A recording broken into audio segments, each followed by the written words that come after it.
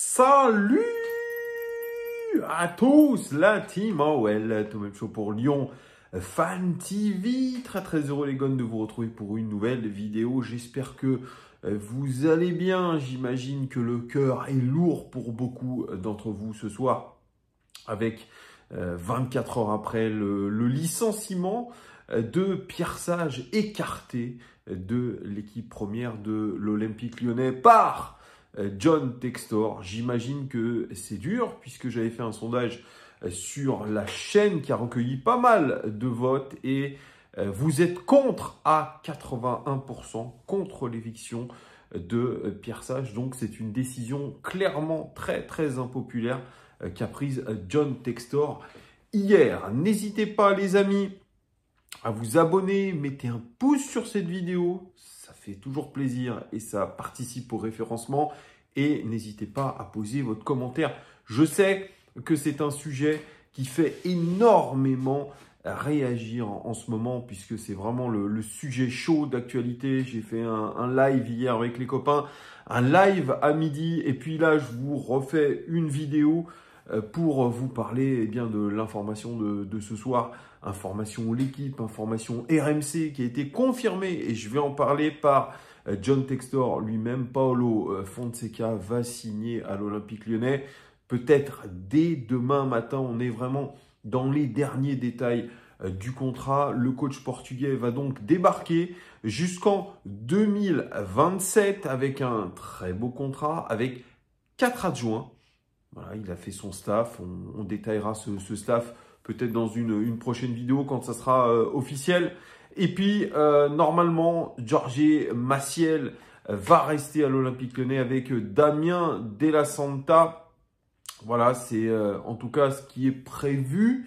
Jorge Maciel qui a animé aujourd'hui la séance d'entraînement de l'Olympique Lyonnais. Alors, Paulo Fonseca, j'en ai un petit peu parlé dans une vidéo, mais quand ça sera officiel, j'en reparlerai un petit peu plus en détail. Et j'avais notamment parlé de sa fin de parcours du côté de l'AC Milan, sa dernière aventure qui s'est clôturée fin décembre 2024 et qui n'a pas été franchement une réussite. Qu'est-ce qu'a dit John Textor ce soir à l'AFP? Il a dit, sauf imprévu, oui, Paulo sera notre prochain entraîneur. Il lui reste quelques petites choses à régler avec son club précédent, mais ça avance vite et nous espérons le voir cette semaine. Il dit, mais il sera au moins dans le stade et il aura rencontré l'équipe d'ici là, d'ici le match de jeudi contre Ludogorets. Et il est revenu sur l'éviction de Pierre Sage. Et ce qu'il a dit, c'est vraiment clair et net en tout cas. Il dit, il a dû apaiser les esprits dans un vestiaire déjà installé et gérer l'alchimie complexe de l'intégration de nouveaux joueurs. Et c'est clair aujourd'hui, avec le recul, qu'il était l'homme parfait pour ce boulot et qu'on l'a vu, sa magie a opéré. Mais il a beau avoir été l'homme parfait pour ce chapitre de l'histoire du club, il est devenu entraîneur récemment et l'OL est un grand club européen. Cette année, nous avons relativement mal joué par rapport à notre potentiel. Maintenant, il nous faut plus que de la magie. Nous avons besoin de préparation, de constance et de plus d'expérience. Ce sont les termes de John Textor et il est très clair et il est un petit peu élogieux avec Pierre Sage en disant qu'il a été l'homme de la situation à un moment donné. C'est vrai qu'on retient de Pierre Sage quelque chose quand même. Il faut lui louer en tout cas toute cette qualité-là. Il nous a quand même sauvé la saison dernière. Peu importe ce qui aujourd'hui, ce qui lui est reproché par John Textor, par moi-même aussi, j'ai été critique aussi avec Pierre Sage, il faut le remercier. Parce qu'aujourd'hui, sans lui, sans son staff, on serait peut-être aujourd'hui en Ligue 2. Déjà.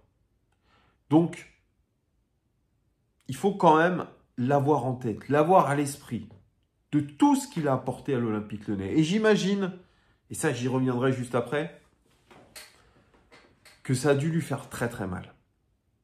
Parce que je pense dans ce genre de moment, même si vous y attendez, je pense que c'est une violence qui vient s'abattre sur vous C'est un sentiment de culpabilité, c'est un sentiment peut-être je dirais de dégoût un petit peu, peut-être de colère. Il y a beaucoup de sentiments qui se mélangent, je pense, dans l'esprit de Pierre Sage à ce moment-là. On a même dit qu'il était sorti hier en pleurs de l'Hôtel-Dieu. Est-ce que c'est vrai? Est-ce que c'est faux? En tout cas, je pense qu'il y avait une profonde tristesse par rapport à l'ingratitude, peut-être, de ce qui lui a été fait ces dernières heures envers John Textor, envers d'autres, peut-être envers ses joueurs aussi un petit peu. Mais voilà, gardons à l'esprit quand même de ce qu'il a fait. Et je pense que chacun d'entre nous, s'il prend une claque comme ça dans sa tête, je pense réagirait mal. Réagirait peut-être avec les sentiments du moment, la colère, la tristesse, comme je l'ai dit, l'amertume, la rancune aussi. Donc, il faut avoir en tête tout ça. On n'est pas dans la tête de Pierre Sage et de son staff, mais on imagine forcément qu'il y a une sorte de dégoût. Mais voilà, en plus, les critiques, elles sont très claires de la part de John Textor. Hein. Il était le bon entraîneur au bon moment, au moment parfait. Mais désormais, il y a tout autre chose. Et il l'a dit, John Textor, il a dit, cette année, nous avons relativement mal joué par rapport à notre potentiel. Maintenant, il nous faut plus de magie. Nous avons besoin de préparation, de constance et de plus d'expérience. C'est des critiques à peine voilées quand même de la part de John Textor, qui reproche finalement tout ça à Pierre Sage. De l'amateurisme à l'approche des matchs. Et forcément, il se dit qu'en faisant dire Paulo Fonseca qui a entraîné le Milan, qui a entraîné l'AS Rome, qui a entraîné Porto, qui a entraîné Lille, avec plus ou moins de succès, et ça on y reviendra plus tard, il y aura le temps d'en discuter, il pense qu'il va avoir le succès. Sauf que les entraîneurs de John Textor, chez Eagle, ils ne durent pas très longtemps. Avec Luis Castro, Pierre Sage est l'entraîneur qui a duré le plus longtemps. 1 an. C'est absolument pas le cas des entraîneurs sous John Textor. Voilà. Donc on imagine forcément que Fonseca va avoir la dure tâche de durer dans le temps, chose que beaucoup d'entraîneurs n'ont pas fait. Mais revenons un petit peu aussi sur l'éviction de Pierre Sage. J'ai eu quelques informations. C'est selon mes informations, et je le dis parce que sinon ça va m'être reproché, je parle au conditionnel. Pierre Sage et son staff, comme je vous l'ai dit, ont très très mal accueilli la nouvelle.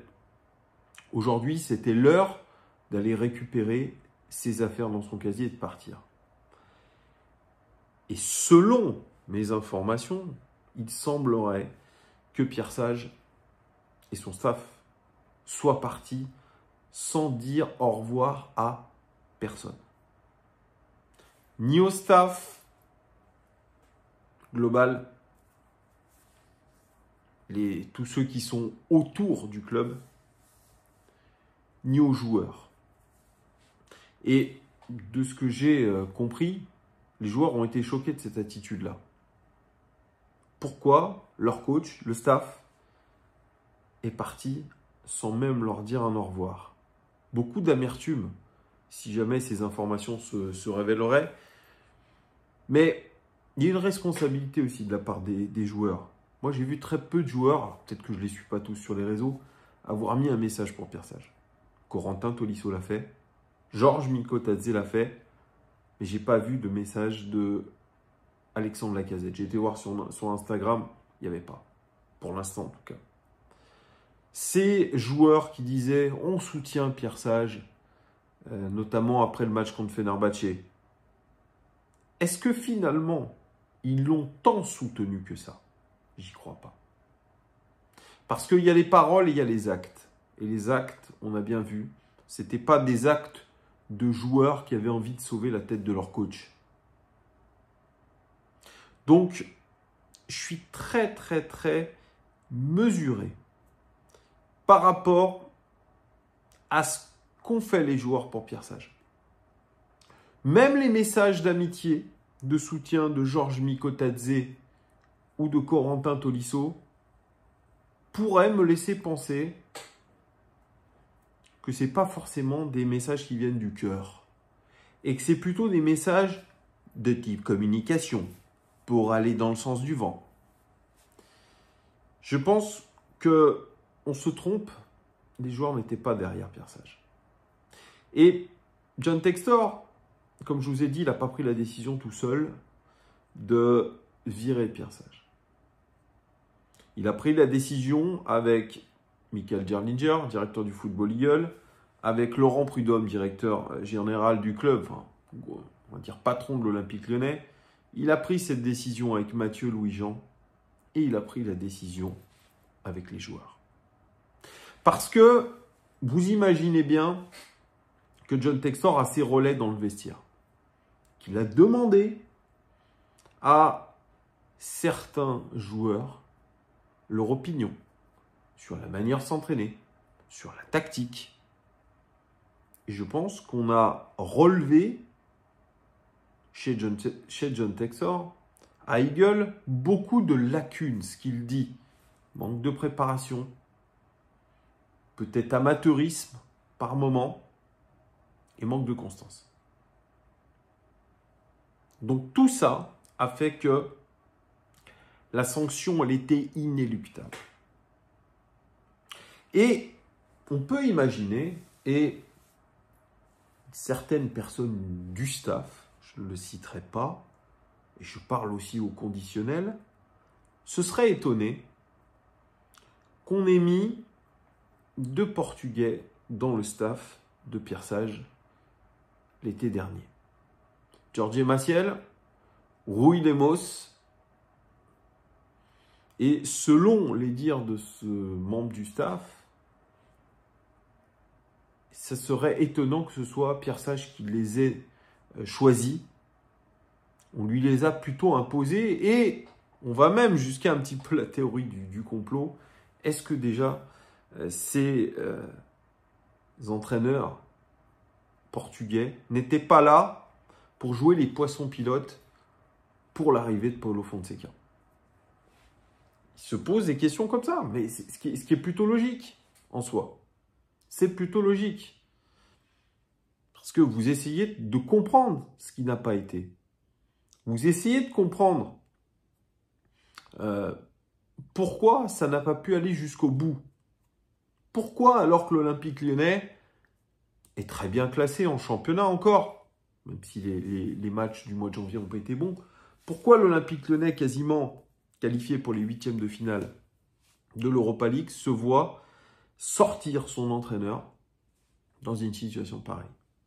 Forcément, il y a des choses qu'on ne sait pas. Peut-être qu'il y a des attitudes, peut-être de certaines personnes du staff, de Pierre Sage lui-même, qui ont déplu en interne, qui ont déplu aux joueurs, et que par conséquent, c'est étendu un petit peu tout le monde. Mais le fait, si cela se révélerait, que Pierre Sage soit parti sans saluer ni les joueurs, ni tous ceux qui gravitent au quotidien autour de l'Olympique Lyonnais, cela montre qu'il y a une forme vraiment de rancune très très forte. Voilà, en tout cas, c'est une fin d'histoire qui... c'est une fin d'histoire qui, entre, je pense, Pierre Sage et le club qui se finit mal. Fin d'histoire qui se finit mal. C'est une histoire d'amour qui finit mal, mais toutes les histoires d'amour finissent mal. Parce que Pierre Sage, c'est un amoureux, je pense, de l'Olympique Lyonnais. Mais, je le redis aussi ici, il a pu profiter de ce rêve américain. John Textor lui a donné l'opportunité de devenir entraîneur, d'être millionnaire, il faut le dire, même si il va toucher à peu près 4 millions d'euros environ. Alors vous allez me dire, c'est rien du tout, 4 millions pour... C'est même pas... C'est un bel appartement à Paris, mais il est quand même millionnaire. Et ça lui donne aussi l'opportunité de pouvoir se relancer dans un club professionnel il aura acquis quand même une expérience solide en très peu de temps. Donc, il y a toujours ce verre à moitié plein, ce verre à moitié vide. Mais il faut toujours garder en tête ça. Même dans les pires moments, il y a du positif. C'est terrible à dire, mais même dans les pires moments, il y a du positif. On retient du positif. Moi, vous savez, j'ai un leitmotiv. Si je dois garder une phrase. Prie pour le meilleur. Imagine toujours le pire. Et là, je pense qu'il est vraiment dans cet état d'esprit-là, Pierre Sage. Il a prié pour le meilleur à l'Olympique Lyonnais, mais il a dû imaginer le pire. Et le pire est arrivé. Il a été chassé de son poste d'entraîneur du jour au lendemain. C'est la dure vie du football, c'est la dure vie d'une entreprise américaine, mais surtout du football. Le football, sachez-le, vous le savez, je le répète de vidéo, c'est un monde pourri. De l'argent, de l'arrogance, manque d'humilité parfois, des gens pas très honnêtes, des doubles faces. C'est un monde où je pense personne n'a envie d'aller. Je l'ai subi déjà sur cette chaîne, à mon petit niveau. Vous imaginez, petit niveau, petite chaîne, vous subissez des pressions, des gens malveillants, des gens qui veulent votre peau, des gens qui veulent vous voir plonger pour du football. Ça, c'est aujourd'hui la réalité qu'expérimente durement Pierre Sage. Malheureusement, on n'a pas le choix. Aujourd'hui, Paulo Fonseca va arriver à l'Olympique Lyonnais. On en discutera évidemment tous ensemble. On aura le temps d'en discuter parce qu'il y a des choses à dire. Mais voilà, écoutez, l'avenir de l'Olympique Lyonnais, c'est Paulo Fonseca.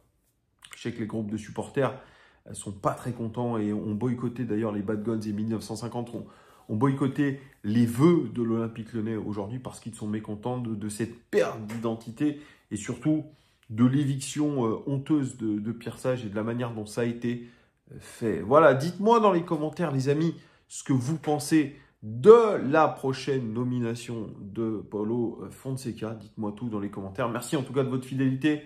Beaucoup de pouces, des abonnements et cœur sur vous. Merci à vous de votre soutien et à très vite. Ciao.